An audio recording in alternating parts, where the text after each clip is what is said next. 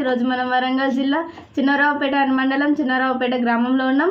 మనకు 6వ ward number అయిన అనుష ఎల్లగౌడ్ గారు మన కాడే ఉన్నారు. నమస్తే మేడం, బాగున్నారా? నమస్తే అండి, బాగున్నాం. మీరు చాలా సంతోషంగా ఉన్నది మీరు ఇంటర్వ్యూకి వచ్చినందుకు.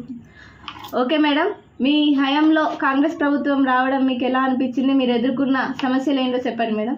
చాలా సంతోషంగా ఉన్నది. మేము ఎదుర్కొన్నాం, చాలా తెల్లందాక పొద్దుందాక చాలా కష్టపడ్డాం మేము మాధవరెడ్డి సార్ కోసము నర్సంపేట నియోజకవర్గంలో.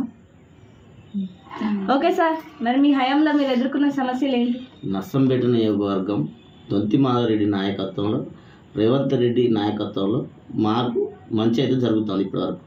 ఇక్కడనైతే మన నర్సంపేట పట్టణానికి మాధవరెడ్డి సార్ ఉన్నారు. ఏ పనైనా మనం చెప్పగానే చేస్తున్నారు. ఎందుకంటే ఆయన కావాలని జనాలలో అందరి దగ్గర టీఆర్ఎస్ ప్రభుత్వం మీద వ్యతిరేకత వచ్చే మాకు కంపల్సరీ మాధవరెడ్డి సాయం చేస్తాడు, మా అందరినీ అభివృద్ధి చేస్తాడనే ఉద్దేశంతో కంపల్సరీ ఆయనను గెలిపించడం జరిగింది.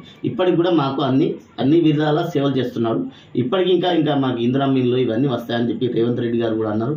ఇప్పుడు వస్తాయి. ప్రతి ఒక్కరికి మా వార్డు సభ్యులకు అందరికీ కూడా ధన్యవాదాలు చెప్తాను. ప్రతి ఒక్కరికి కూడా కంపల్సరీ ఇందిరమ్మ ఇండ్లు పెన్షన్లు 4,000 రూపాయలు కూడా ఇప్పుడు జనవరిలో ఇస్తా అన్నాడు రేవంత్ రెడ్డి గారు. కంపల్సరీ అందరికి ఇచ్చి అన్ని విధాలా సాయం చేసి మళ్ళా సర్పంచ్కి కూడా మేము కాంగ్రెస్ పార్టీని ప్రోత్సహించడానికి చాలా విధాలుగా కష్టపడతామని ఇప్పుడు చెప్తున్నాము మీ టీవీ ఛానల్ ద్వారా. ఓకే సార్, మరి మీ గ్రామంలో ఎలాంటి సమస్యలు ఉన్నాయి? మా సమస్యలు అంటే ఇప్పుడు సీసీ రోడ్డు కావాలి, వాడవాడకు ఇండ్లు కావాలి, ఇప్పుడు వాటర్ కావాలి. వాటర్ అంటే ఇప్పుడు మా పాత లైన్ ఉన్నది అది తీసేసి మళ్ళీ కొత్త లైన్ వేయాలి. మెయిన్ డ్రైనేజ్ సమస్య బాగుంది. ఎందుకంటే ఖచ్చితంగా మాకు వానలు కొడితే నీళ్లు పోక అందరితో లొల్లులు అవుతాయి. కాబట్టి డ్రైనేజ్ అయితే పక్కా మా మాధవరెడ్డి గారికి మొన్న చెప్పాము, కంపల్సరీ చేస్తా అన్నాడు. మరి ఈ మధ్యలో అయితే చేయిస్తాడనే ఆలోచనతోటే ఉన్నాం. ఎందుకంటే కొద్దిగా గవర్నమెంట్ కొద్దిగా అన్నిటిని చూసుకోవాలి కదా అనే రేవంత్ రెడ్డి గారు అన్నారు. కాబట్టి అందుకనే ఇప్పుడు ఆయన రేవంత్ రెడ్డి కూడా మేము కృతజ్ఞతలు చెప్తున్నాం. ఎందుకంటే మొన్ననే ఇందిరమ్మ ఇల్లు ప్రకటించాడు. ఇప్పుడు కూడా దొంతి మాధవరెడ్డి గారు ఇస్తా అన్నారు. ఆయన సహకారంతో దొంతి మాధవరెడ్డి సహకారంతో అన్నీ కూడా చేస్తారని మేము భావిస్తున్నాం. ఓకే మేడం, మళ్ళీ ఎలక్షన్స్ రాబోతున్నాయి, ఏమైనా నిల్చోవాలని మళ్ళీ అనుకుంటున్నారా మేడం? అనుకుంటున్నాం. ఓకే మేడం, మా ఛానల్ ద్వారా ఇంకెవరికి ఏమైనా చెప్పాలనుకుంటున్నారా సార్? దొంతి మాధవరెడ్డి గారు అనేటోరు మంచి డైనమిక్ హీరో. ఆయన చేసే సేవలు ఎవరు చేయరు. యాక్చువల్గా దొంతి మాధవరెడ్డి గారికి మంత్రి పదవి రావాలి, సీనియర్ నాయకుడు. ఇంతవరకు రాకపోయేవారికే మేమే నిరాశలు ఉన్నాం.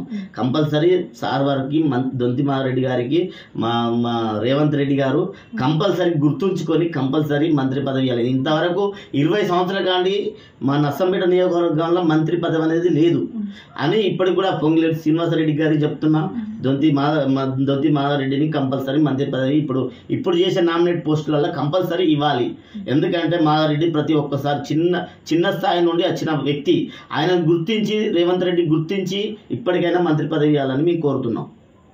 Okay sir, thank you. So madam, చివరిగా మీరు ఎవరికైనా మనం చెప్పాలనుకుంటున్నారా? మాధవరెడ్డి సార్కే ధన్యవాదాలు వచ్చినందుకు. ఇంకా చేయాలని కోరుకుంటున్నాను. సో ఇదండి టుడే ఇంటర్వ్యూ అనుష మేడంతో. Thank you.